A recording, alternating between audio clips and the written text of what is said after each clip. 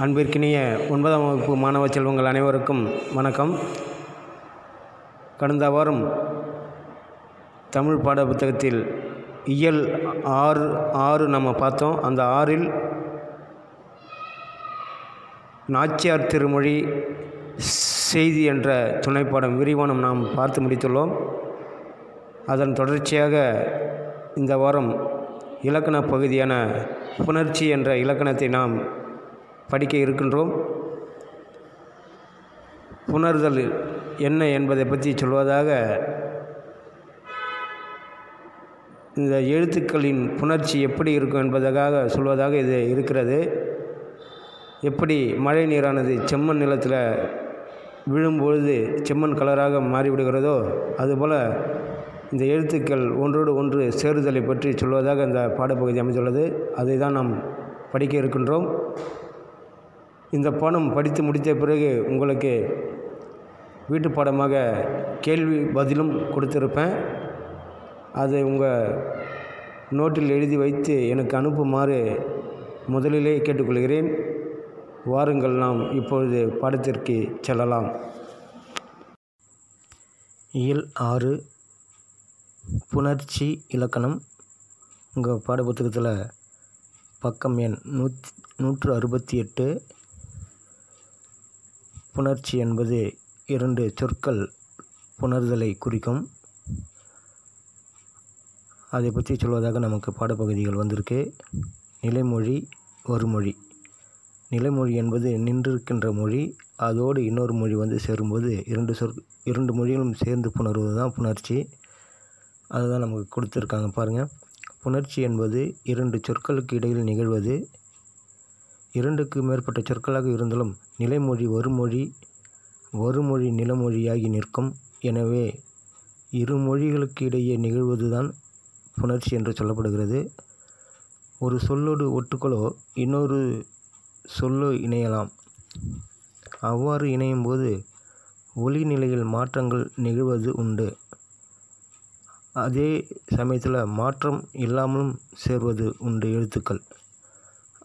அந்த வகையில் பார்க்கும்போது புணர்ச்சியில் நிலைமொழியின் இறுதி எழுத்தை பொறுத்து உயிரீறு, மெய் ஈறு எனவும், வருமொழியின் முதல் எழுத்தை பொறுத்து உயிர் முதல், மெய் முதல் எனவும் பிரிக்கலாம் என்று இலக்கண நூலார் சொல்லியிருக்காங்க. அதை பற்றி நமக்கு கீழே கொடுக்கப்பட்டுள்ளது. அடுத்ததாக பார்க்கும்போது புணர்மொழியின் இயல்பு ஒரு தலைப்பு கொடுத்துருக்கு. அதில் பார்க்கும்போது பார்த்திங்கன்னா, எழுத்து வகையால் சொற்கள் 4 வகைப்படும். எழுத்து வகையால் நம்ம பேசுகின்ற சொற்களானது 4 வகைப்படும் என்று சொல்லப்படுகிறது. அந்த வகையில் ஒரு அட்டவணை கொடுத்துருக்காங்க பாருங்கள். உயிரீறு, மெய்யீறு, உயிர் முதல், மெய் முதல் என சொற்கள் 4 வகைப்படும் என சொல்லப்பட்டுள்ளது. இப்போ உயிரீறு என்பது என்னென்னு பாருங்கள். ஒரு சொல்லு கலையழகு என்ற சொல்லு, அந்த சொல்லை பிரிக்கும்போது கலை கூட்டல் அழகுன்னு வருது. அதில் பார்த்திங்கன்னா, கலை என்பது நின்ற சொல் நிலைமொழி, அழகு என்பது வருமொழி. அப்போ நின்ற நிலைமொழியில் பார்த்திங்கன்னா கலை ஈ சவுண்டு வருது. அப்போ அது உயிரீறு. அடுத்தது பார்த்திங்கன்னா மெய்யீறுன்னு சொல்லப்படுகிறது. மண் குடம், அது பிரித்தோம்னா மண் கூட்டல் குடம், மட்குடம்னு வரும். இட்டு இன்னாக மாறும். அப்போ இன் மெய், அப்போ மெய்யீறு. நிலைமொழியில் இறுதி எழுத்து பார்த்திங்கன்னா மெய் வந்திருக்கு, அதெல்லாம் மெய்யீறு. அடுத்ததாக பார்த்திங்கன்னா உயிர் முதல். வாழை இலை, வாழை இலை பிரித்தால் வாழை கூட்டல் இலை. நிலைமொழியில் பார்த்திங்கன்னா ஐ வருது, ழை ஐ. அதுக்கப்புறம் வருமொழியில் பார்த்திங்கன்னா ஈ இருக்குது. அப்போ உயிர் முதல் வந்திருக்கு. அடுத்தது பார்த்திங்கன்னா மெய் முதல். அதை பார்க்கும் பொழுது அதே வாழை மரம் என்று சொல்லி நம்ம பிரிக்கும் பொழுது வாழை கூட்டல் மரம். அப்போ நிலைமொழியில் ஐ வருது. வருமொழியில் மகரம் வருது. இது மெய் முதல் என்று சொல்லப்படுகிறது. இவ்வாறாக சொற்கள் 4 வகைப்படும் என்று சொல்லப்படுகிறது. மேலும் பார்த்திங்கன்னா, இப்புணர்ச்சியை நிலைமொழி இறுதி எழுத்து, வருமொழி முதல் எழுத்து அடிப்படையில் 4ஆக பிரிக்கலாம் என்று சொல்லப்பட்டுள்ளது. என்னென்னு பார்க்கும்பொழுது உயிர் முன் உயிர், உயிர் முன் மெய், மெய் முன் உயிர், மெய் முன் மெய் என சொல்லப்பட்டுள்ளது. அதற்கும் நமக்கு எடுத்துக்காட்டு கொடுத்துருக்காங்க பாருங்கள். உயிர் முன் உயிர், அதாவது 2 சொற்கள் பிரிக்கும்போது அந்த நிலைமொழியில் வந்து பார்த்திங்கன்னா உயிர் எழுத்து இருக்கும், வருமொழியிலும் உயிர் எழுத்து இருக்கும். அதுதான் சொல்லப்படுகிறது பாருங்கள். மணி கூட்டல் அடி, மணி அடி நம்ம பிரித்தா மணி கூட்டல் அடி. அப்போது மணி என்ற எழுத்தில் இன் இருக்குது, வருமொழியாக வருது. இது ரெண்டுமே சேர்த்துல இன் கூட்டல் ஈ வந்து என்ன வருது, மணி அடி இன் வருது. அடுத்தது உயிர் முன் மெய்யில் பார்த்திங்கன்னா பனி கூட்டல் காற்று, பனிக்காற்று என வருது. அடுத்தது மெய் முன் உயிரில் பார்த்திங்கன்னா ஆள் கூட்டல் இலை, ஆள் இலை என வருகிறது. அடுத்தது கடைசியாக மெய் முன் மெய், மரக்கிளை, அந்த சொல்லை நம்ம பிரித்தோம்னா மரம் கூட்டல் கிளை. அதை வந்து இக்கு கூட்டல், அது எப்படி இந்த கீ அந்த மரம் உண்டாகிறது, இக்கு கூட்டல் ஈ கீ என வருகிறது. அதனால் அந்த மரம் இம் நீங்கி இக்கு கூட்டல் ஈ பிறந்து மரக்கிளை என வருகிறது என்று சொல்லப்படுகிறது. இவ்வாறாக புணர்மொழியில் இயல்பாக புணர்தலை பற்றி சொல்லியிருக்காங்க. அடுத்து இயல்பு புணர்ச்சியும் விகார புணர்ச்சியும் எப்படியெல்லாம் வரும் என்பதை பற்றி நமக்கு கொடுத்துருக்காங்க. புணர்ச்சியில் நிலைமொழியும் வருமொழியும் அடையும் மாற்றங்களின் அடிப்படையில் புணர்ச்சியை இருவகைப்படுத்தலாம் என சொல்லப்படுகிறது. அந்த புணர்ச்சியின் போது 2 சொற்கள் புணர்ச்சியின் பொழுது மாற்றங்கள் எதுவுமின்றி இயல்பாக புணர்வது இயல்பு புணர்ச்சி என கூறப்படுகிறது. அதற்கு எடுத்துக்காட்டு கொடுத்துருக்காங்க பாருங்கள். வாழை கூட்டல் மரம், வாழை மரம். இந்த 2 சொற்களுக்கு இடையில் எந்த ஒரு எழுத்தும் வரலை, எந்த ஒரு எழுத்தும் மறைந்து போகலை, எந்த ஒரு எழுத்தும் பிறக்கலை என்று சொல்லப்படுகிறது. செடி கூட்டல் கொடி, செடி கொடி, மண் கூட்டல் மலை, மண்மலை. இவ்வாறாக இயல்பாக புணர்கிறது என்பதை பற்றி சொல்கிறாங்க. புணர்ச்சியின் போது ஏதேனும் மாற்றம் நிகழ்ந்தால் அது விகார புணர்ச்சி எனப்படும். இந்த மாற்றம் 3 வகையில் வருகிறது என சொல்லப்படுகிறது. அது என்னென்னு பார்க்கும்போது தோன்றல், திரிதல், கெடுதல் அடிப்படையில் இந்த விகார புணர்ச்சி வரும் என்று சொல்லப்படுகிறது. நமக்கு எடுத்துக்காட்டு கொடுத்துருக்காங்க பாருங்கள். நுழைவு கூட்டல் தேர்வு, நுழைவு தேர்வு, இத்து வருது, இது தோன்றல். ஒரு எழுத்து இந்த 2 சொற்களுக்கு இடையில் வந்து பொருள் உணர்த்துகிறது, இது தோன்றல். அடுத்தது பார்த்திங்கன்னா இன்னொரு சொல் கொடுத்துருக்காங்க பாரு. கல்லூரி கூட்டல் சாலை, கல்லூரி சாலை, இச்சு வருது, இச்சு என்ற ஒரு எழுத்து புதிதாக தோன்றியுள்ளது. அதனால் இது வந்து தோன்றல் விகாரம் என்று சொல்லப்படுகிறது. அதுக்கப்புறம் பாருங்கள். பல் கூட்டல் பசை, பற்பசை, இது வந்து திரிதல். ஒரு எழுத்து இன்னொரு எழுத்தாக மாறி வருவது தான் திரிதல் என்று சொல்லப்படுகிறது. அப்போ பாருங்கள், நிலைமொழியில் பல் இல் இருக்குது, அந்த இல் வந்து இர்ராக மாறும். அதே போல் இட்டு இன்னாக மாறும் என்று இந்த புணர்ச்சியில் மாறும் எழுத்துக்கள். அதனால் இது வந்து திரிதல் என்று சொல்லப்படுகிறது. அடுத்ததாக பாருங்கள். புறம் கூட்டல் 400, புறநானூறு, இது வந்து கெடுதல். கெடுதல் எப்படி வரும் பாருங்கள். அந்த புறநானூறு என்று சொல்லி பிரிக்கும்போது புறம் கூட்டல் 400ன்னு வருது. ஆனால் சேர்த்து நம்ம படிக்கும்போது புறநானூறு என வருகிறது. அப்போ நிலைமொழியில் இருக்கின்ற அந்த மகரம் இம் வந்து மறைந்து போகிறது. இதுதான் வந்து மறைதல். ஒரு எழுத்து மறைந்து போவது, இல்லாமல் போவது தான் கெடுதல் என்று சொல்லப்படுகிறது. இவ்வாறாக இயல்பு புணர்ச்சியும் விகார புணர்ச்சியும் இரண்டும் வந்து நமக்கு எப்படி புணரும் என்பதை பற்றி இதில் சொல்லியிருக்காங்க. அடுத்ததாக பக்கம் 169 உயிரீற்று புணர்ச்சி கொடுத்துருக்காங்க. அதாவது உடம்பொடு மெய் என்ற ஒரு டாப்பிக்கில் கொடுக்கப்பட்டுள்ளது.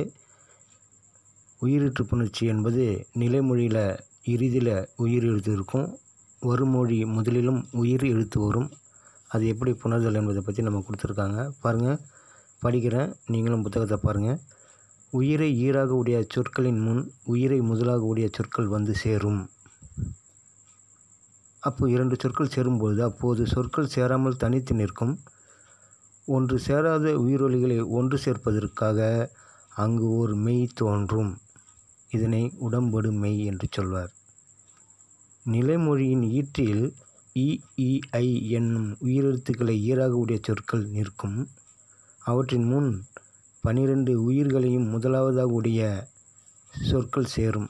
அந்நிலையில் யகரம் உடம்பொடு மெய்யாக வரும் என்று சொல்லப்படுகிறது.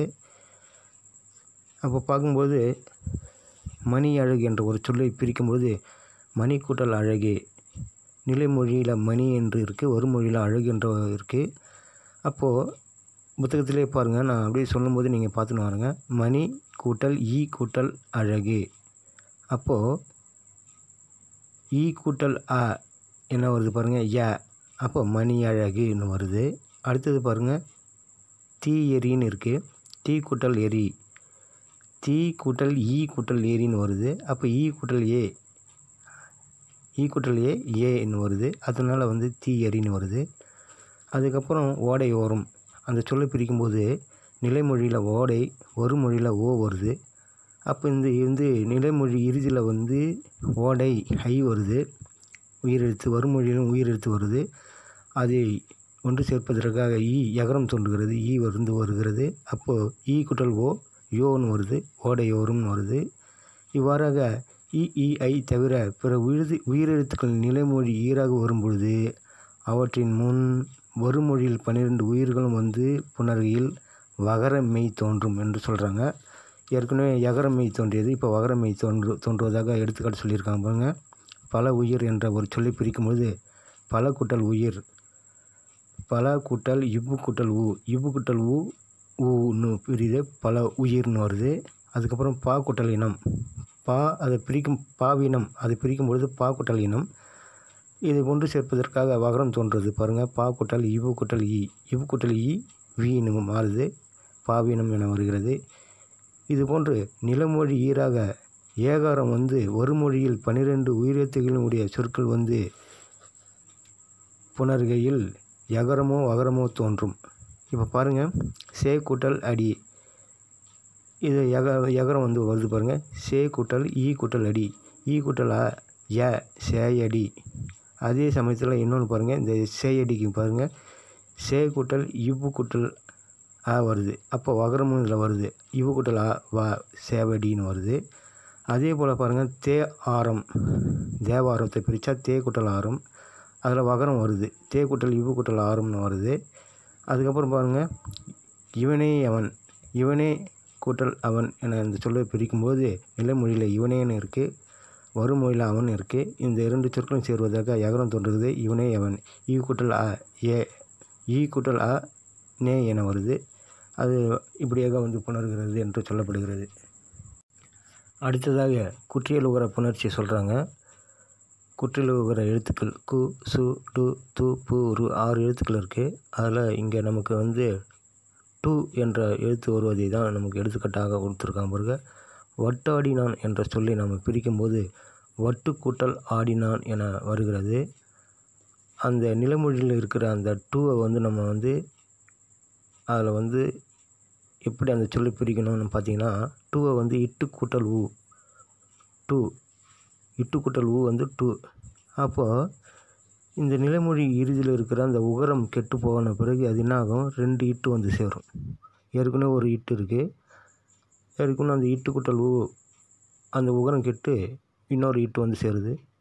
அப்போ 2 இட்டு வரும்போது வருமொழியில் ஆடினான் என இருக்குது. அப்போது நிலைமொழியில் 2 இட்டு இருக்கா, அது பக்கத்தில் இருக்கிற இட்டும் வருமொழி முதல்ல உள்ள ஆவும் 2த்தையும் சேர்க்கும்போது இட்டு கூட்டல் ஆ டா என வருது, ஒட்டாடினான் என வந்து புணர்கிறது என்று சொல்லப்படுகிறது. நிலைமொழியாக வரும் குற்றியல் உகரத்தின் முன் உயிரெழுத்துக்கள் வந்தால் நிலைமொழியில் உள்ள உகரம் கெடும், வருமொழியில் உள்ள உயிரெழுத்து நின்ற மெய்யுடன் இணையும் என்று சொல்லப்படுகிறது. அதே போலவே முற்றில உகரத்துக்கும் இந்த விதி பொருந்தும் என்று சொல்லப்படுகிறது. உறவழகு என்ற சொல் கொடுத்துருக்காங்க, அது பிரித்தோம்னா உறவு கூட்டல் அழகு என வருகிறது. உறவு நிலைமொழி, அழகு வருமொழி. அந்த நிலைமொழியில் இறுதியில் ஊ இருக்குது, அந்த ஊவை நம்ம பிரிக்கும்போது இவ்வு கூட்டல் ஊ என மாறும். அப்போ இவ்வு கூட்டல் ஊ மாறும்போது அந்த உகரம் வந்து கெட்ட பிறகு இவ்வு நிற்கும். அதான் உறவு, எடுத்துக்காட்டு கொடுத்துருவோம், உறவு கூட்டல் அழகு. அப்போ இவ்வு கூட்டு அந்த நிலைமொழியில் உறவுன்னு இருக்குது, அந்த நிலைமொழியில் இருக்கிற இவ்வு வந்து வருமொழியில் ஆ வருது, இவ்வு கூட்டல் ஆ வா என மாறி உறவழகு என புணர்ந்தது என சொல்லப்படுகிறது. கடைசியாக புணர்ச்சியில் பக்கம் 170 தெரிந்து தெளிவோம் கொடுத்துருக்காங்க. அது வந்து இந்த குற்றியலுகரம் என்னென்ன சொற்கள் என்பதை பற்றி கொடுத்துருக்காங்க. அது நீங்களே படித்து பாருங்கள். அடுத்தது கடைசியாக மெய் மயக்கம் கொடுத்துருக்காங்க பாருங்கள், படிக்கிறேன். புணர்ச்சியில் இரு சொற்கள் இணையும் பொழுது வருமொழியில் க ச த ப வந்தால் சில இடங்களில் மீண்டும் அதே எழுத்து தோன்றும்.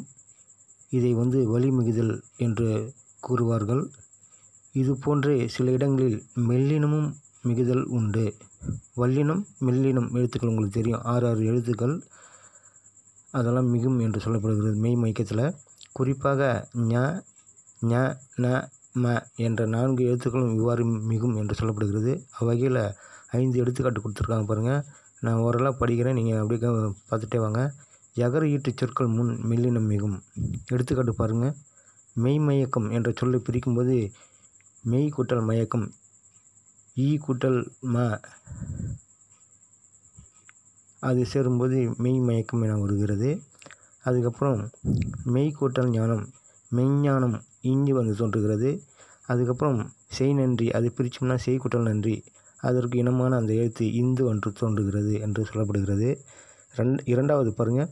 வேற்றுநிலை மெய் மயக்கத்தில் ய ர ழ முன்னர் வல்லினம் மிகும் அப்படின்னு சொல்கிறாங்க. ய ர ழ முன்னர் பாருங்கள். வேய்ங்குழல், வேய் ய வந்திருக்கா, வருமொழியில் குழல் வந்திருக்கா, வேய்ங்குழல்னு வருதா. கூர்ஞ்சிறை, கூர் கூட்டல் சிறை, இஞ்சி வருதா, கூர்ஞ்சிறைன்னு வருது. பாழ்கிணறு, பாழ் கூட்டல் கிணறு, அதற்கு இனமான இக்கு இனமான வந்து தோன்றுகிறதா. இவ்வாறாக வேற்றுநிலை மெய் மயக்கத்தில் யாராழா வரும்னு சொல்கிற மெல்லினம் வருது. மூன்றாவதாக புலி என்னும் சுவைப்பெயர் முன்னர் வல்லெழுத்து மட்டுமின்றி மெல்லெழுத்து மிகும் என்று சொல்லப்படுகிறது. எடுத்துக்காட்டு பாருங்கள். புலி கூட்டல் கறி, புளிங்கரி, புலி கூட்டல் சோறு, புளிஞ்சோறு என சொல்லப்படுகிறது. நான்காவதாக பாருங்கள். உயிரெழுத்து இறுதியில் கொண்ட மரப்பெயர்களுக்கு முன்னர் மெல்லினம் மிகும். பாருங்கள், எடுத்துக்காட்டு மாம்பழம், மா கூட்டல் பழம், இம்மு வந்து தோன்றுகிறது. அதுக்கப்புறம் விலங்காய், விலம் கூட்டல் காய், இங்கு வந்து தோன்றியதாக சொல்கிறாங்க. கடைசியாக பூ என்னும் பெயர் முன்னர் வல்லினத்தோடு மெல்லினமும் மிகும். எடுத்துக்காட்டு பாருங்கள். பூங்கொடி என்று சொல்லி பிரிக்கும்போது பூ கூட்டல் கொடி, அதற்கான மெல்லினமாக இங்கு வந்து தோன்றுகிறது என்று சொல்கிறாங்க. அதுக்கப்புறம் பூஞ்சோலை பிரித்தால் பூ கூட்டல் சோலை, பூஞ்சோலை, இஞ்சி வந்து தோன்றுகிறது என்று சொல்கிறாங்க.